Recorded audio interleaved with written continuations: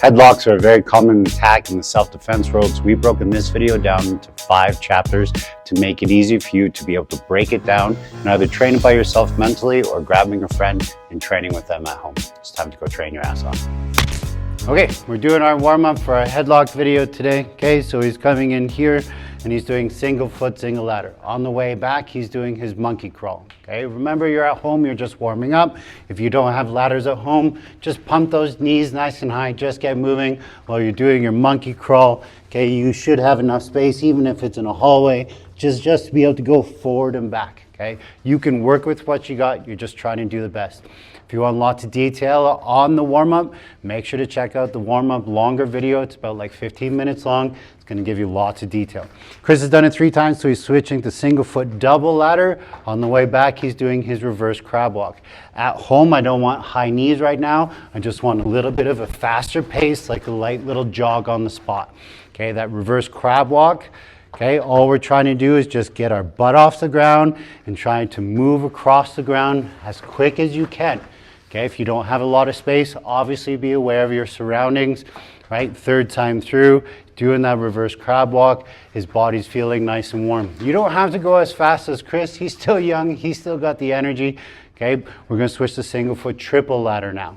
Okay, so now he's skipping to that 3rd ladder. On the way back, he's doing what's called shrimping. Remember with shrimping, this is so important. He's bridging up, bridging to his right, moving his butt on the way back. Bridging up onto his left, moving his butt back. Okay, we get really, really good at shrimping, guys, so important. If you guys are at home, right, and you don't have ladders, high knee, full sprint now. Get your body moving, get those joints feeling good. If you have the ladders at home, great. If not, no big deal. When you're shrimping at home, 1 shrimp in space, then just shift back if you only have a very limited amount of space. He's back on the ladder. Last time, single foot triple ladder. We got to be able to know how to run in a self-defense scenario, right? But we also have to be able to build some skills on the ground. Notice how he's getting really good at getting up and getting down, getting up and getting down. Super important for our martial arts. On the ladders, he's going to do what's called outside inside. Okay, so he's going to the out, going to the in. He's staying fairly tall right now. He's still trying to push his knees out though. Engage your vastus lateralis, the outside of your quad muscles. He's going to alternate between his monkey crawl, his reverse crab walk, and his shrimping. Okay, his 2nd time through on his outside inside, he's going a little bit lower. Okay, if you guys are at home, just in the spot is good. Outside, inside, outside, inside, outside, inside, outside, inside. On the ladder, I think we have give or take 10 to 12 steps. Okay, you guys just do 10 to 12 at home and then switch to whatever you're doing, monkey crawl, reverse crab walk, or that shrimping. He's going to go nice and low this time. His body's feeling good. He's getting good fluid in his joints. He's still young. He's pushing those knees out. Now all my traditional martial artists out there are like, hey, that's a horse stance. You got it. Horse stance plus Suzanne Summer muscles equal legs of steel. Okay, so he's shrimping on the way back. Boom, he's getting a little slower because he's warming up. He's feeling good. There it is, nice. He's on the ladder. He's doing his replacement step. He's going to go to the left side first. Left, 1, 2, right, 1, 2. Left, 1, 2, right, 1, 2. Okay, you're trying to build just good eye-foot coordination while you're doing this. Again, he's alternating on the way back, monkey crawl. If you guys are at home while you're doing that, you can just practice replacement step on the spot, go in a good stance. Rear foot comes to front foot moves forward. Okay, replacement step forward, replacement step back. You can switch sides, replacement step back, replacement step forward. Bonus points if you can think of your hands. Lead hand covers your center line. I step forward. Look, I switch stances, my hand switch stances. Switch stance, my hand switch stance. That should be his 3rd time through in that that replacement step. He's shrimping on the way back. Fantastic, he's working his butt off. And boom, we're done with the ladders, okay? So find a little bit of space right now. If you got to move your coffee table, if you haven't already, move it so you have some space to be able to hit the ground. When Chris was hitting the ground there, he was always training his back break fall. Feel free to switch between your side break falls as well, okay? Our ability to hit the ground safe and stand up safe is so important. So make sure you over practice this drill, okay, this next section. So he does a back break fall. His arms are protected, his head is protected, he's not slapping the ground. I don't want your guys' elbows to hit the ground, I don't want your hands to hit the ground. Okay, when he goes to sit up or stand up, he's going to plant a foot, he's going to plant a hand. That's his stance right now, left foot plus right hand. He's going to do a wing cover to protect his head, especially the back of his head. He's going to lift his butt off the ground, he's going to kick, he's going to go into a stance. That's called your tactical stand-up. Okay, he's going to do a side break fall. He slips on the banana peel, he hits the ground, his butt cheek hits, his lat hits. Notice his elbows didn't hit, his hand doesn't hit. He plants his foot, he plants his hand, he does a wing cover, his butt comes off the ground, he kicks, he goes into a stance.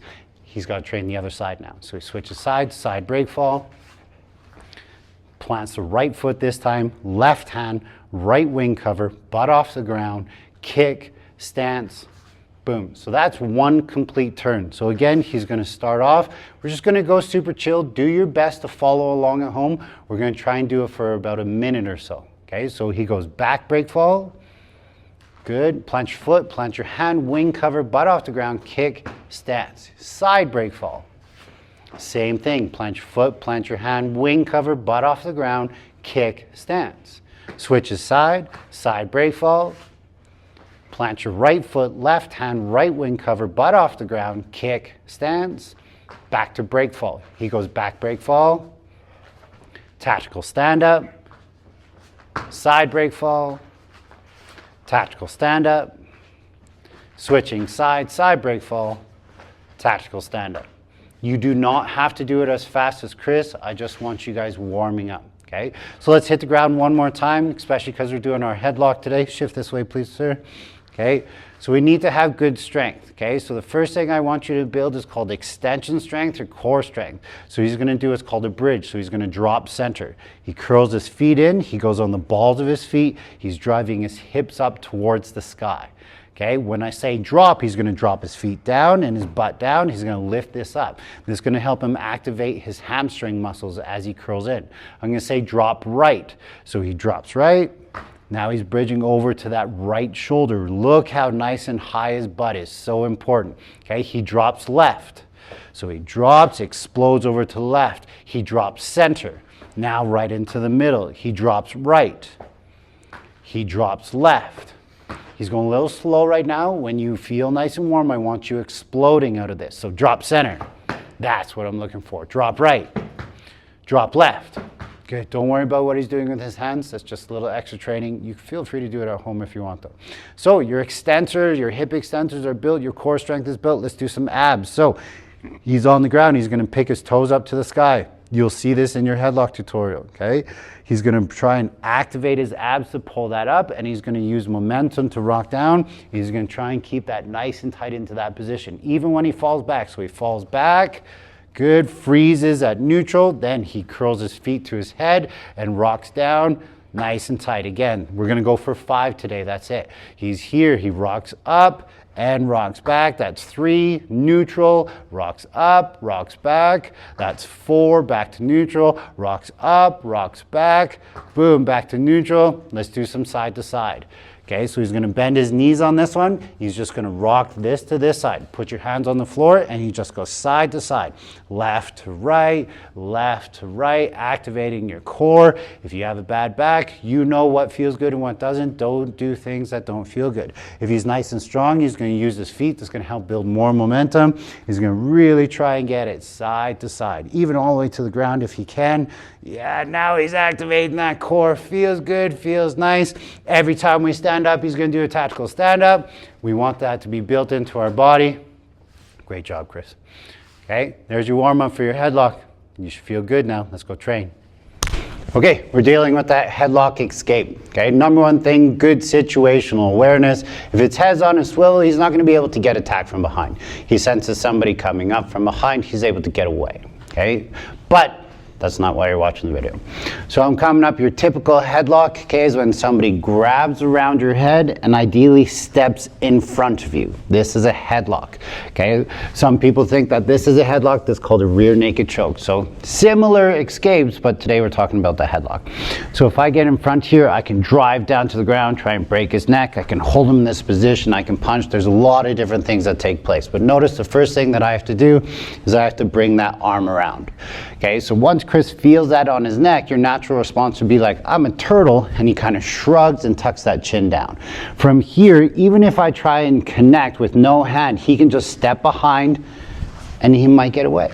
If I'm really strong though, his ears are gonna fold, they're gonna bend, they're gonna be in pain, whatever, right? At least you're getting away. So the goal here is to have your situational awareness kick in and say something's wrong, spidey senses are going off, and that hand comes up. Absolute best case scenario. He can even hold on to that wrist.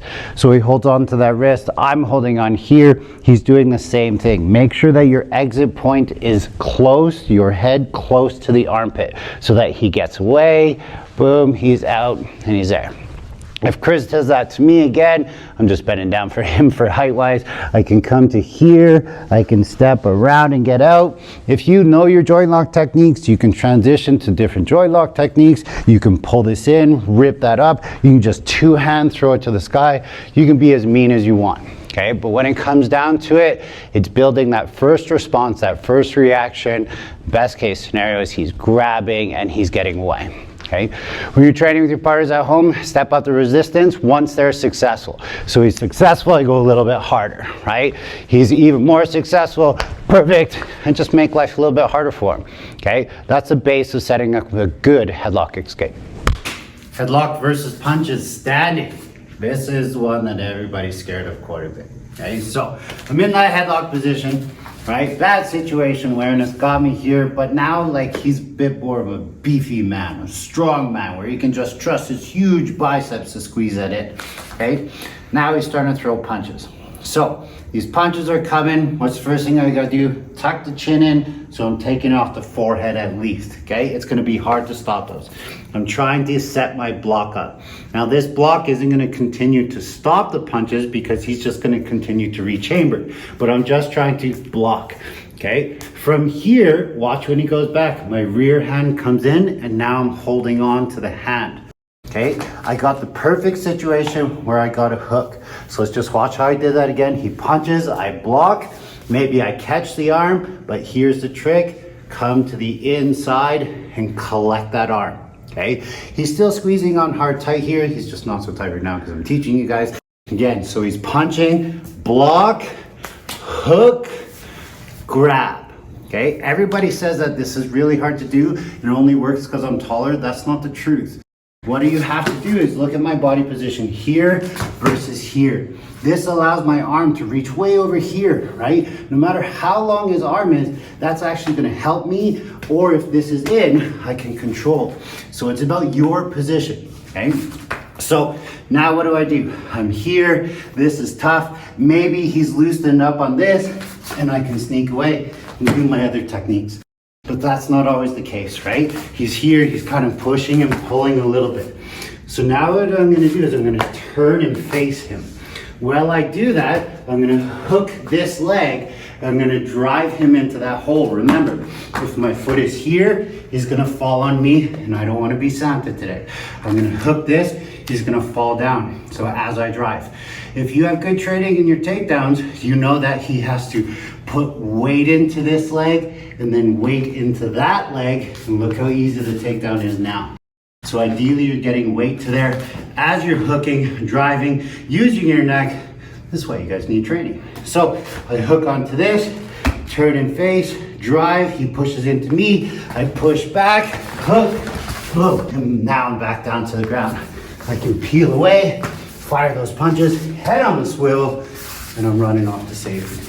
I know there's lots going on there, but this is a pretty bad situation. So let's just rotate for the camera. So I'm stuck in that headlock. He's throwing punches. I don't like to get punched. I'm trying to find that hand. I found the hand. I drive, sweep, use my body, drive down to the ground. Look at my head. I can just punch. Hey, he let go. Thank you. I pull my arm out, a couple punches, head on the swivel, knee into the back, maybe a couple knees just for fun, and we're off to safety. Stay safe out there. Okay, headlock takedown. What does that mean? I'm not always looking for takedowns, especially when I'm in a street altercation, because he could have friends that are gonna help him out. But what I am worried about though is it's like, okay, I can't get out of this headlock. Okay, so he's in tight, it's here. I didn't get my hand up in time, right? He's gonna start bending his knees, moving around. Life becomes quite difficult for me. So I have to start thinking about the points of contact. I'm gonna try and get this arm nice and high. Okay, when I'm here, really I'm just looking for something to grab onto. If he has hair, maybe I grab the hair. Okay, if he has, like, you can grab his clavicle or big trap muscle, I can pull that back. If you can dive even more, grab that titty, right? Boom, rip that back. You're just looking for something. Some people like to use the hip here, nothing wrong with the hip. Okay, I like a higher point of contact myself. My rear hand is looking for the leg. Okay, what I'm gonna do is I'm gonna lift up on this, pull back on this. Now he's gonna fall into my leg. So I have to make sure, I have to make sure that I give him space to fall back into. So I'm gonna do all this motion in one while I'm turning. So he's grabbing me in the headlock. At least I tuck my chin down. Punches aren't coming just yet. I bring my hand under, hand over, step, all in one motion. Now he's down to the ground. Now he's on the ground and it's like, okay, well, what do? He's still holding on. So in the jiu-jitsu world, I create a frame across his face. I use my hand, I try to push off, but sometimes that's hard, especially if they're bigger or stronger. So instead, I go fingers into the eyeball. Ooh, I even got into his mouth there, right? So here I'm just squeezing, pushing. I can use my knee, I can press. Now I just start smashing and hitting, head on a swivel and away. One more time, a little bit more speed for you. So he attacks me. Boom, I'm caught in the headlock right away. My training kicks in. 1, 2, leg step, 3. We're down to the ground. I'm pushing, hitting. He's letting go. I'm here, head on a swivel, and away to safety. Stay safe. Okay, headlock, but now they had so much forward momentum, you ended up on the ground. So we're on the ground. I'm being nice to Chris right now. Notice his hand is underneath my butt. Okay, so this is a hard situation. I can just be unloading on him all day long. Okay, so he has to find somewhere to be able to connect to me. That's going to be my shirt. So his left hand's going to come up. It could be my shirt right up my collar where he can like try and stretch it. It could be my hair where he's just pushing away. But you need to be able to connect to a part of me that's going to send my body this way. If I'm bigger and stronger, then it's not going to move me this way, but it's going to move him that way. Okay, he has to use momentum here, especially if I'm holding on tight. Okay, this one hurts the ears, just so you guys know. So Chris is going to take his legs and he's going to point them to my head. Then he's going to swing them this way to my toes. So reference head to toes if you're on the bottom. So his legs go there, he does his swing, he pushes with his left arm, and he's just able to get to there. Right? He can stand up, he can get away. Let's train it with a little bit more resistance. So I'm here, I come flying through, I grab, I'm down, the arm is pinned under, he grabs it, he toes, he swings, I'm holding on, yeah! There you go, right? And you can see that one of his face is red, right? It was like peeling my arm. This is not easy by any means. It's gonna take training to be able to get that done. Headlock versus ground. Okay, headlock, that went down to the ground, and you're starting to eat punches, okay? Hey, he's getting better at falling, and his arm got in front, okay? So he's not underneath like he was before, that arm is back. This is gonna make a big difference, I should say, good defense too, if I'm punching. Same concept as standing, he's trying to block it. Okay, but now it's very hard for him to stop that arm and grab it. It doesn't mean that he can't, but he has to get a different priority now because he's on his back on the ground. So he's stopping those punches, which is good, but his left arm now is going to come across my face. Okay, he can go to the chin or the neck and try and push, but all he's looking for is for my body to move backwards. Move my spine. If I had hair, he would grab my hair. If I had a nose, he could grab my nose. He can put his fingers into eyeballs. Right now, he's just going to be nice to me because I want to teach. Okay, so I'm here. This is the key. Come look at his butt. Okay, right now, his butt is where I need to go. So he's going to hip up or bridge, move his butt to the left, okay, away from me. Now he's going to use momentum, so his toes are going to go to the sky. He's going to push and do a sit-up. If I'm still holding on, he does all his defense, eyeball drag, whatever, punching. Yes, I let go. He's back to safety. Hopefully his head on a swivel. Back down to the ground, please, sir. So we're on the ground. I'm here. I'm in. right? Jiu-jitsu community, they're gonna wanna hold this and create pressure into here, but on the street, it might just be punching, but we use the same defense. Okay, so he's holding onto here, at least he's stopping this fight a little bit, and before I transition to another position, he frames, moves his ass out of the way, toes to use his momentum and his abs, he gets the sweep, I'm still holding on until I start eating some punches, and then I'm not holding on anymore, okay? That should cover all your defenses, or at least the majority of them, against a headlock. Stay safe out there. Okay, I preach all the time about having good situational awareness. Well, what does that mean, right? It means being aware of your surroundings, like I talk about, trying to prevent things from happening before they even get bad. So that is your number one goal, okay? In the headlock video, as we just talked about, is if your back is exposed to somebody, it's very easy for you to be seen as what's called a soft target. When I was training the law enforcement world, or LEOs, right, law enforcement officers, one of the things that they talked about all the time that criminals look for is that soft target versus that hard target. So what does that mean? Soft means easily approachable, easy to be attacked, etc. Okay, so how do we do that? Look at Chris right now. Let's point to all the things that are wrong. Don't mind the shoes, it's just making our life a little bit easier, okay? So let's say he was wearing sandals, okay? You know he's going to have a little bit of a harder time to run away. Maybe he's going to trip and fall. They're not necessarily running shoes or shoes that he could run away in, right? Soft target right away. He's wearing a hoodie, sweet hoodie, super cool, but the hoodie's up. So what can't he see? Especially with this style of a hoodie, like he can't see me all the way until now is when I see his first eyeball. Okay, that's pretty far. So even somebody beside could come up and just clock him in the face, okay? He also happens to have both earbuds in. He can't even hear if I'm going to sneak up from behind, okay, or even from the side of him, even if he had good vision, because both of his earbuds are in. One thing I talk a lot about in my kids program is the wearing of a backpack, right? Everybody has to wear a backpack. You got to hold your stuff to be able to get around, but are you holding it on 2 straps or 1? I can easily use this as a weapon against him by pulling him off. So let's fix all that. Number 1, go get a pair of shoes that you can run in, okay? His jeans right now are pretty good. You should be able to run in those, right? They're not super tight. They're not going to restrict his movement. They're also not down around his knees. So we're looking at a hard target. His hoodie's cool. He wants to make sure to still be stylable. So he's going to pull the hoodie back. If you're worried about being cold, get a sweet toque. Okay, yeah, toque, eh? That's what we call it in Canada. Okay, so he's got his sweet toque on. Now he's warm, it's covering his back. Maybe he's a little bit colder, okay, but at least he's safe. Go buy yourself a nice quality toque from Budo Brothers. Earbuds, just pop one of them out. You can still listen to your beats, but now you can still hear.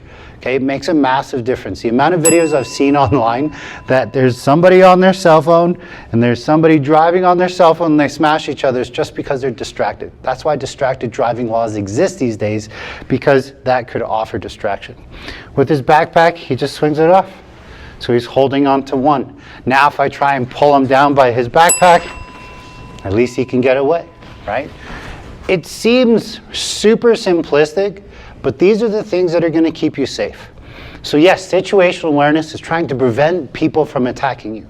It's trying to make sure that there's safety in space, right? But it's also making sure that you're doing everything within your power to not be seen as a target, or a soft target specifically, to those criminals.